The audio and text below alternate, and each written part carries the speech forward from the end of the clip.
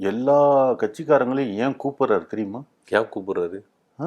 ஏன் கூப்பிடுறாரு? எல்லாரும் முதல் இதுல சொன்னாங்கல்ல, கடை வாங்க. வியாபாரம் ஆகல. ஆ? கடை வியாபாரம் ஆகல, அதனால கூப்பிடுறாரு. கடை வியாபாரம் அவளையா? ம். எல்லாருக்கும் பகிர்ந்து அளிக்கிற ஆட்சியை கொடுப்போங்கிறது நாங்க தான். ஓ. ஒரு முதலமைச்சர் ஆயிட்டு 5 வருஷமும் ஒரே முதலமைச்சர் ஆண்டுகிட்டு இருக்காங்க. அப்ப எப்படி 234 தொகுதியில விஜய்? எல்லாம் இப்ப வாங்க, இப்ப வந்து செங்கோட்டையன் வர்றாருல, ம். புரியுதுங்களா? ஒரு 2 மாசம் அவரு சிஎம் இருந்துட்டு போங்க.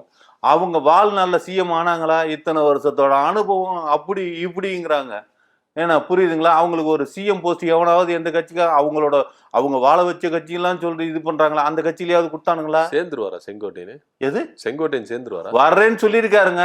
வரமாட்டாரு. வர்றவங்கள வாங்கன்னு வரவேற்கு தான் நாங்க இருக்கோம். இன்னும் சொல்ல போனா மு.க. ஸ்டாலின் ஐயா வந்துருவாரு, எங்க கட்சியில ஜாயின் பண்ணிடுவாரு. புரியுதுங்களா? நாங்க அந்த எல்லாரும் வருவாங்க, எல்லாரும் எங்க கிட்ட தான் வருவாங்க. நாங்க யாருகிட்டயும் போகணும்னு எங்களுக்கு அவசியம் இல்ல, எங்க விஜய்க்கு அவசியம் இல்ல. ஒருவேளை ஆறுதல் சொல்றதுக்கு வரலாம்ல.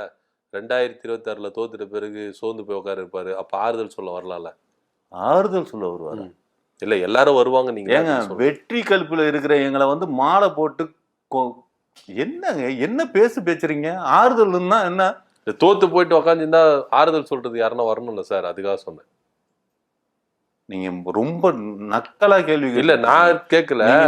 அவரு உங்க தலைவர் தான் சொன்னாரு 2026ல ஆட்சிக்கு வந்தா அது என்ன வந்தா ஸ்கிரிப்ட் டைலாக் வந்து தப்பா எழுதி கொடுத்துருக்காங்க போல இருக்கு. வரும் அப்படின்னு சொல்லிருக்கணும்ல.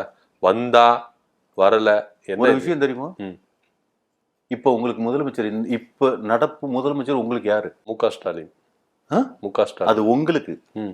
எங்களுக்கு விஜய்.